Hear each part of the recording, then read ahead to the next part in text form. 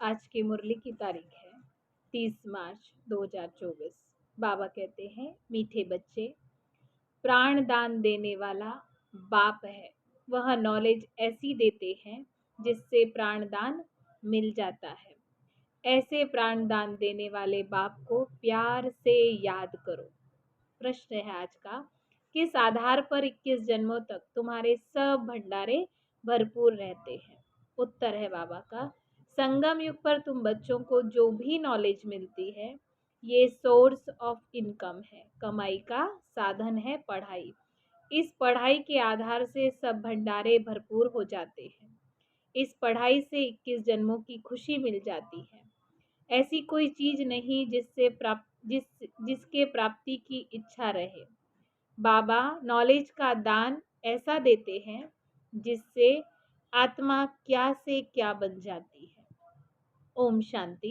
भगवान उवाच, सालीग्राम समझते हैं शिव बाबा हमको पढ़ाते हैं। बच्चे जानते हैं वही सृष्टि के आदि मध्य अंत को जानते हैं। बच्चों को अब कोई नई बात नहीं लगती, समझ में आ गया है। मनुष्य तो सब भूले हुए हैं। जिसने पढ़ाया उसके बदले पहले नंबर में पढ़ने वाले का नाम डाल दिया है। तुमको पढ़ते पढ़ते ये बात सिद्ध करनी है। भारत के शास्त्रों की ही बात है और धर्म के शास्त्रों की नहीं है। भूल ही भारत के शास्त्रों की है। तुम्हारे सिवाय ये बात और कोई सिद्ध भी नहीं कर सकता कि गीता का भगवान शिव है। बच्चे जानते हैं ये अनादि ड्रामा है, फिर भी रिपीट होगा। तुम मनुष्य मात्र को सुधारने का पुरुषार्थ करते हो। मनुष्य जब सुधरते हैं तो नई दुनिया सुधर जाती है। सतयुग है सुधरी हुई दुनिया, नई दुनिया, और कलयुग है अनसुधरी हुई पुरानी दुनिया। ये भी तुम बच्चे अच्छी रीति समझते हो और धारण कर समझाने लायक भी बनते हो। इसमें बड़ी रिफाइननेस चाहिए। बाबा तुमको कितना रिफाइन करके समझाते हैं, सुधारते हैं। बाप कहते हैं, जब तुम सुधर जाते हो फिर मुझे सुधारने की जरूरत नहीं रहती। तुम आर्य बन पड़े हो। अब आर्य अर्थात देवी देवता बनना है, सो तो मनुष्य में ही होंगे। वहां सुधरे हुए थे, अब अनसुधरे उनकी पूजा करते हैं। ये किसी की बुद्धि में नहीं आता कि हमको क्यों सुधरेले कहते हैं। बाबा कहते हैं, क्यों सुधरेले और क्यों अनसुधरे हुए कहते हैं, ये किसी को समझ में नहीं आता है। सब मनुष्य जो सुधरेले आर्य थे वही सब अनसुधरे बने हैं। आर्य और अनार्य, बाकी वह जो आर्य समाज है वो तो मठपंथ है। ये सब झाड़ से क्लियर समझ सकते हैं। ये है मनुष्य सृष्टि का झाड़। इसकी आयु है 5000 वर्ष। इसका नाम कल्प वृक्ष है, परंतु कल्प वृक्ष अक्षर से मनुष्यों की बुद्धि में झाड़ नहीं आता है। तुमको झाड़ के रूप में समझाया है। वो कह देते हैं कल्प वृक्ष, कल्प की आयु लाखों वर्ष की है। बाप कहते हैं 5000 वर्ष का कल्प है। और कोई कितनी आयु सुनाते, कोई कितनी सुनाते हैं, पूरा समझाने वाला कोई है नहीं। आपस में कितना शास्त्रवाद करते हैं। तुम्हारी ये है रूह रिहान। तुम सेमिनार करते हो, इसको रूह रिहान कहा जाता है। प्रश्न उत्तर समझने के लिए भी करते हैं। बाबा जो कुछ तुमको सुनाते हैं उससे ही टॉपिक निकाल तुम औरों को सुनाते हो। वो लोग क्या सुनाते ये भी तुम जाकर के सुनो, फिर आकर के सुनाना चाहिए कि इस प्रकार का वाद विवाद चलता है। पहले तो ये समझाना है कि गीता का भगवान कौन है। भगवान बाप को भूलने के कारण बिल्कुल चट खाने में आ गए हैं।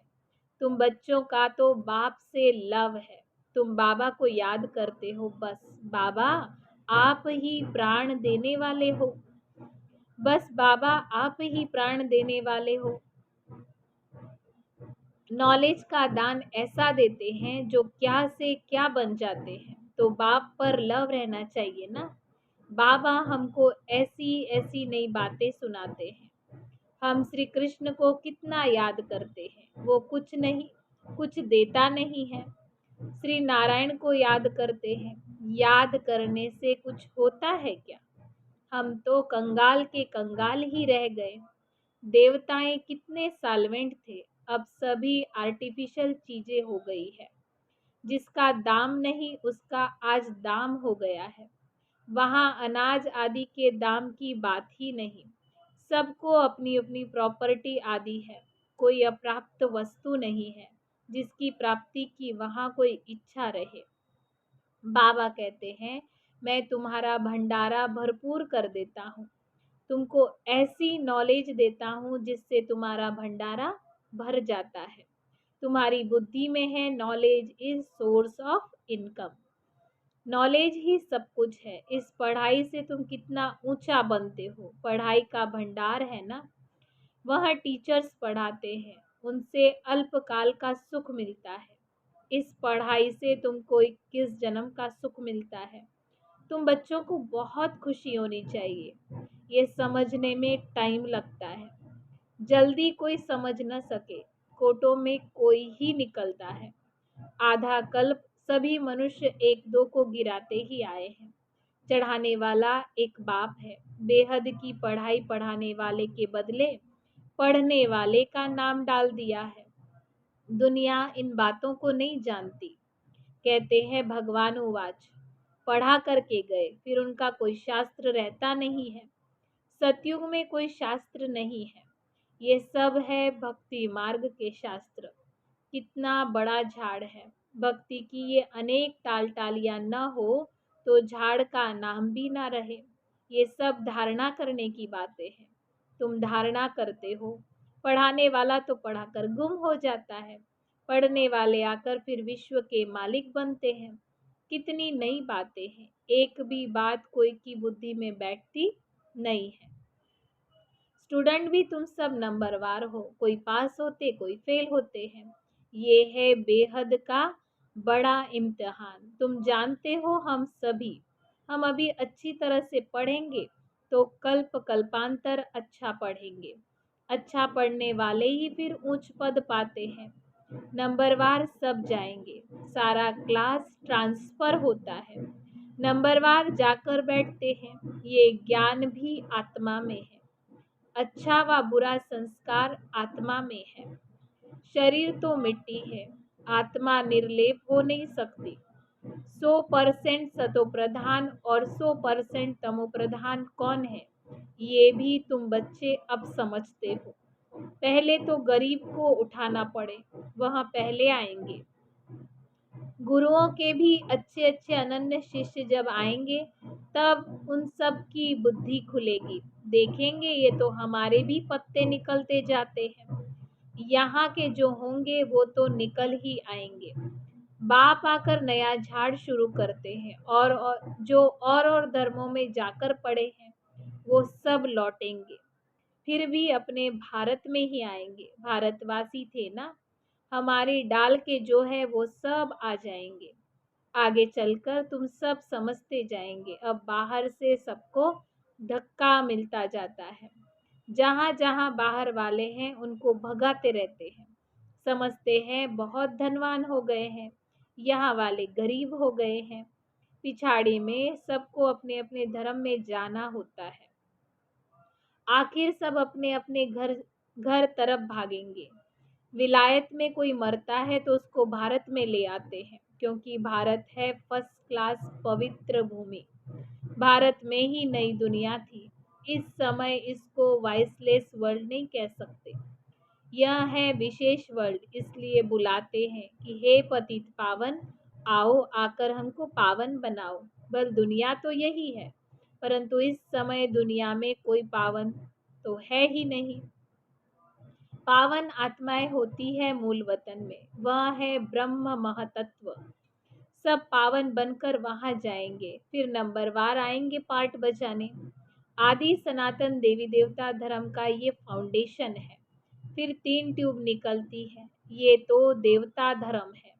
ये कोई ट्यूब नहीं है। पहले यह फाउंडेशन, फिर 3 ट्यूब्स निकलती। मुख्य है ही 4 मुख्य धर्म। सबसे अच्छा धर्म है ये ब्राह्मण धर्म। इनकी बहुत महिमा है। हीरे जैसा तुम यहाँ बनते हो। बाप तुमको यहाँ पढ़ाते हैं तो तुम कितने बड़े हो। देवताओं से भी तुम ब्राह्मण बड़े नॉलेजफुल हो। वंडर है ना, हम जो नॉलेज लेते हैं वो हमारे साथ चलती है, फिर वहाँ नॉलेज को भी भूल जाते हैं। तुम जानते हो पहले हम क्या पढ़ते थे, अब हम क्या पढ़ते हैं और बाद में क्या पढ़ते हैं, फर्क तो है ना। आगे चलकर तुम बहुत नई पॉइंट्स सुनेंगे। अभी नहीं बताएंगे, पार्ट ही आगे सुनने का है। बुद्धि में रहता है नॉलेज का पार्ट जब पूरा होना होना होगा तब हम भी उस समय बाबा के ज्ञान को धारण कर लेंगे। फिर हमारा पार्ट स्वर्ग में शुरू हो जाएगा, उनका पार्ट पूरा हो जाएगा। बुद्धि में बहुत अच्छी धारणा चाहिए। सिमरण करते रहो, बाप को याद करते रहो। याद नहीं होगी तो कम पद पाएंगे। बाप को याद करते करते शरीर का भान निकल जाएगा।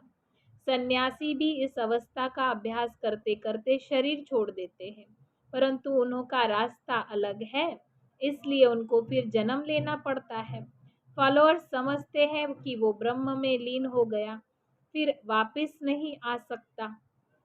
बाप समझाते हैं वापिस कोई भी जा नहीं सकते। पिछाड़ी में सब एक्टर्स जब स्टेज पर आएंगे तब ही फिर घर वापस जाएंगे।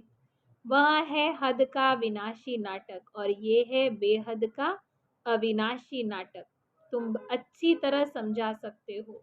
ये ड्रामा जो मिसल चलता है वो तो फिर छोटे छोटे ड्रामा बनाते हैं, झूठी झूठी फिल्म्स बनाते हैं।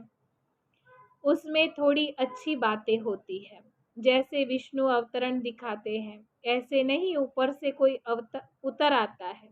लक्ष्मी नारायण पार्ट बजाने आते हैं, बाकी ऊपर से तो कोई भी नहीं आते। अब तुम बच्चों को बाप पढ़ाते हैं, यह बातें तुम सब समझ सकते हो।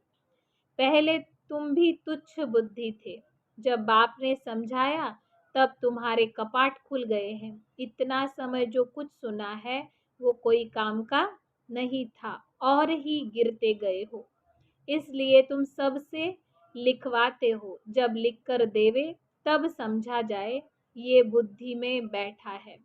बाहर से आते हैं, फॉर्म भराते हैं तो मालूम पड़े कि हमारे कुल का कौन है। मूल बात है बाप को जानना। समझे कि बरोबर कलब कलब बाप आकर के हमको पढ़ाते हैं। ये पूछना है कब से पवित्र बने हो। जल्दी नहीं सुधरते, घड़ी घड़ी माया पकड़ लेती है। देखती है कच्चा है तो हप कर लेती है। शास्त्रों में भी मिसाल अभी के हैं। मंदिर में भी घोड़े सवार महारथी प्यादे आदि दिखाते हैं ना। तुम अब अपना यादगार देखते हो, जब तुम बन जाएंगे तो भक्ति सारी उड़ जाएगी। तुम किसको माथा नहीं टेक सकते। तुम पूछेंगे ये कहाँ गए हैं, इनकी बायोग्राफी बताओ। बाबा ने तुम बच्चों को नॉलेजफुल बनाया है, तब तुम पूछते हो तो नशा रहना चाहिए ना। पास विद ऑनर 8 होते हैं। ये बहुत बड़ा इम्तिहान है। अपने को देखना है हमारी आत्मा पवित्र बनी है। बैटरी भरेगी तब योग होगा। बाप से योग होगा तो आत्मा सतो प्रधान बनेगी। तमो प्रधान आत्मा वापस घर जा नहीं सकती। ये भी ड्रामा है, वहाँ दुख देने वाली कोई भी चीज नहीं होती। गायें भी बड़ी सुंदर होती है। श्री कृष्ण के साथ गायें कितनी सुंदर दिखाते हैं। बड़े बड़े आदमी का फर्नीचर भी सुंदर। गाय अच्छा दूध देती है तब तो दूध की नदियां बहती है। अब यहाँ है नहीं। अभी तुम नॉलेजफुल बन गए हो। इस दुनिया को तुम तुच्छ समझते हो। इनका सारा किचड़ा यहाँ ही स्वाहा होना है। फिर सारा किचड़ा निकल सब स्वच्छ बन जाएंगे। हम अपनी राजधानी में जाते हैं, उनका नाम ही स्वर्ग है। सुनते ही खुशी होती है ना। अच्छा, मीठे मीठे सिखिल दे बच्चों प्रति माता पिता बाप दादा का याद प्यार और गुड मॉर्निंग। रूहानी बाप की रूहानी बच्चों को नमस्ते। हम रूहानी बच्चों की रूहानी बाप दादा को याद प्यार गुड मॉर्निंग नमस्ते नमस्ते। थैंक्स बाबा। धारणा के लिए मुख्य सार है। पहली पॉइंट, इस अनसुधरी पुरानी दुनिया को सुधारने के लिए स्वयं को सुधारना है। अपनी बुद्धि को बाप की याद से रिफाइन बनाना है। दूसरा है, आपस में रूह रिहान करनी है, वाद विवाद नहीं। नॉलेज का दान दे सर्व का भंडारा भरपूर करना है। आज का वरदान है, स्वमान की सीट पर स्थित हो, शक्तियों को ऑर्डर प्रमाण चलाने वाले विशाल बुद्धि भव। विस्तार है, अपनी विशाल बुद्धि द्वारा सर्व शक्तियों रूपी सेवाधारियों को समय पर कार्य में लगाओ। जो भी टाइटल डायरेक्ट परमात्मा द्वारा मिले हुए हैं उनके नशे में रहो। स्वमान की स्थिति रूपी सीट पर सेट रहो तो सर्व शक्तियां सेवा के लिए सदा हाजिर अनुभव होगी, आपके ऑर्डर के इंतजार में होगी। तो वरदान और वर्षे को कार्य में लगाओ। मालिक बन, योग युक्त बन, युक्ति युक्त सेवाधारियों से लो तो सदा राजी रहेंगे और बार बार अर्जी नहीं डालेंगे। आज का स्लोगन है, कोई भी कार्य शुरू करने से पहले विशेष ये स्मृति इमर्ज करो कि सफलता मुझ ब्राह्मण आत्मा का जन्म सिद्ध अधिकार है। अच्छा, ओम शांति।